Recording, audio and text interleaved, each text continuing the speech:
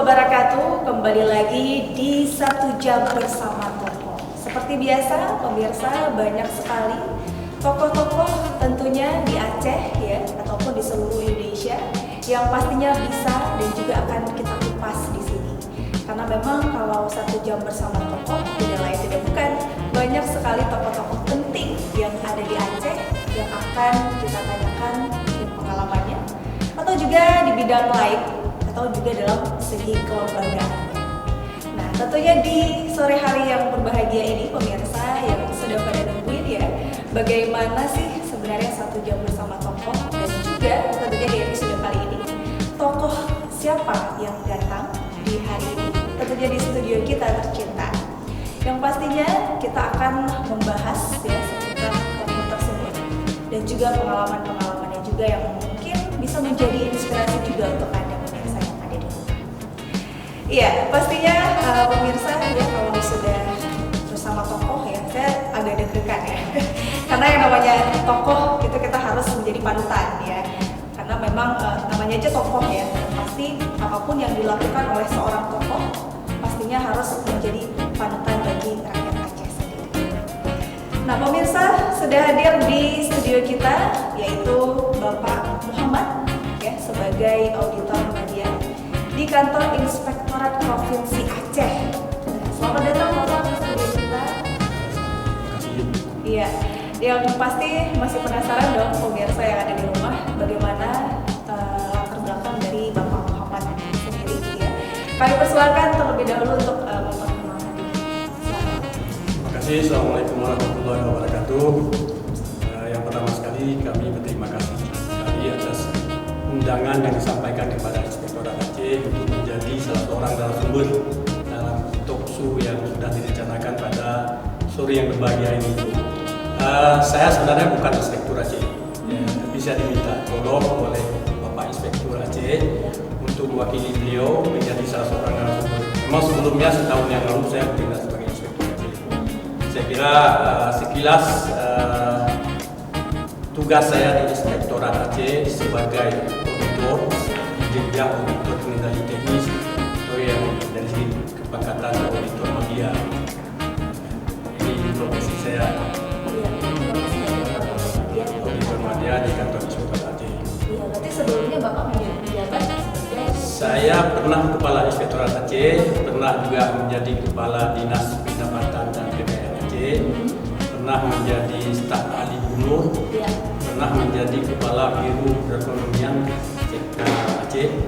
Nah, selebihnya saya auditor lama, menjadi auditor di BPKP.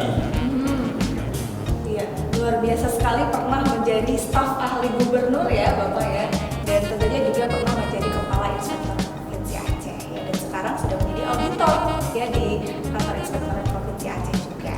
Nah Bapak, tentunya kalau sudah ke studio kita ya, makin banyak nih pertanyaan yang akan kita lontarkan.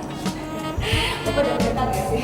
Ya, terasa juga deg-degan karena sesuatu yang tidak lazim saya lakukan. Iya, karena bukan keseharian ya, tapi mungkin pertama di sini atau mungkin di tempat lain juga sudah pernah ya. Sudah pernah tapi jarang. Jarang ya, studio kita tapi sudah belum pernah juga. Kalau di studio ini belum sama sekali. Iya, berarti pengalaman pertama Bapak Muhammad ini datang ke studio kita. Nah, yang pasti pemirsa ya, dan juga Bapak Muhammad, kita di sini akan bertanya bagaimana sih sebenarnya inspektorat itu, mungkin bisa dijelaskan dulu terkait dengan lembaga inspektorat itu sendiri. Saya kira bagi pemirsa yang menonton UB on TV, yang pertama sekali saya ingin memberi informasi tentang kelembagaan inspektorat. Inspektorat ini adalah satu bahagian dari aparat pengawas internal pemerintah. Di aparat pengawas internal pemerintah itu ada, kalau di level pemerintah pusat ada BPKP, kemudian kalau di berbagai kementerian itu ada yang namanya Irjen. Kemudian kalau di pemerintah provinsi ada Inspektorat Pemerintah Provinsi. Di kabupaten kota juga ada Inspektorat Pemerintah Kabupaten Kota. Ini adalah media yang dimiliki oleh pimpinan daerah atau Pak Presiden sendiri itu untuk mengontrol kinerja di lingkungan kerja masing-masing. Jadi fungsi inspektorat ini sama dengan kalau kita memahami fungsi manajemen. Itu kan ada fungsi planning, organizing, minimal controlling. Jadi fungsi controlling inilah yang diperankan oleh inspektorat. Dalam mengontrol, dalam melakukan fungsi controlling ini bukan hanya semata-mata sebagai aparat pemeriksa. Jadi tugas inspektorat itu bukan hanya melakukan pemeriksaan, tapi juga mencakup proses melakukan sesuatu review terhadap produk regulasi yang nanti akan menjadi produk pegangan bagi semua stakeholder.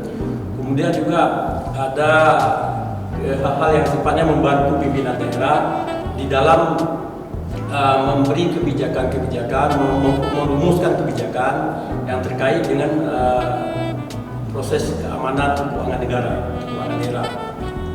Berarti itu tugas dari Inspektorat Aceh, di mana controlling adalah salah satunya ya. Jadi ada 3 fungsi utama sebenarnya. Fungsi yang pertama dia fungsi early warning system. Jadi memberi peringatan dini kepada semua, kalau di pemerintah provinsi itu kan ada perangkat daerah itu yang namanya SKPA. Iya. Jadi SKPA itu diberi peringatan dini kepada semua SKPA, itu fungsi inspektorat supaya jangan terjadi penyimpangan di kemudian hari. Jadi ada fungsi early warning system, kemudian ada fungsi penjamin mutu. Fungsi penjamin mutu itu dengan adanya kelembagaan inspektorat ini akan memberi suatu jaminan kepada masyarakat bahwa pengelolaan keuangan atau eksekusi keuangan pemerintah daerah itu sudah semakin terjamin kualitas yang dilakukan oleh penyelenggara negara. Kemudian satu lagi fungsi konsultan.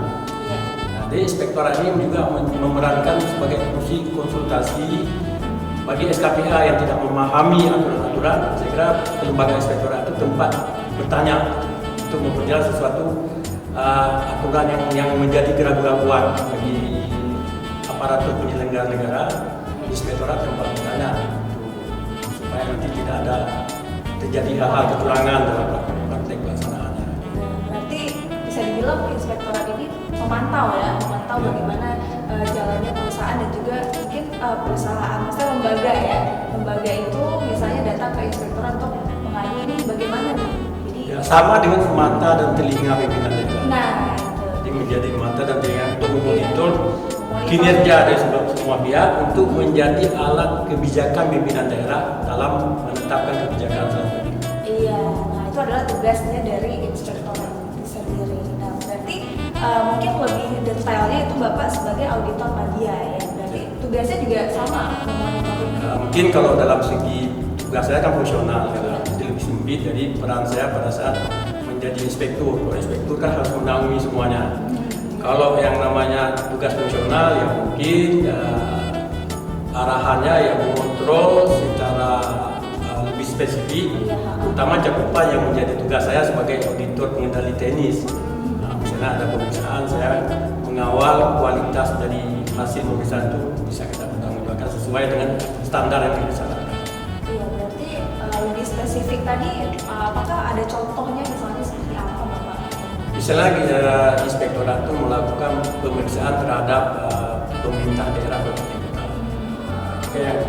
yang dilakukan pemeriksaan terhadap misalnya pertanggungjawaban keuangan selama 1 tahun. Iya.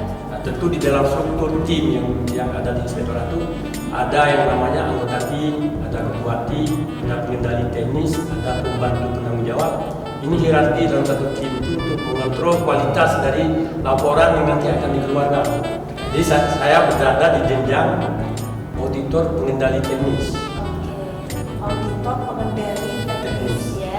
Nah, seperti tadi yang sudah Bapak Muhammad bilang ya, bahwasanya banyak sekali sebenarnya tugas-tugas dari inspektorat. Padahal tadi Bapak Muhammad ini sebenarnya sudah lebih spesifik nih sebelum jadi mantan ya, sama kan mantan inspektorat. Itu lebih banyak lagi tugasnya dan ternyata sekarang sudah menjadi auditor media, juga banyak juga tugas yang dipercayakan kepada Bapak Muhammad ini sendiri ya.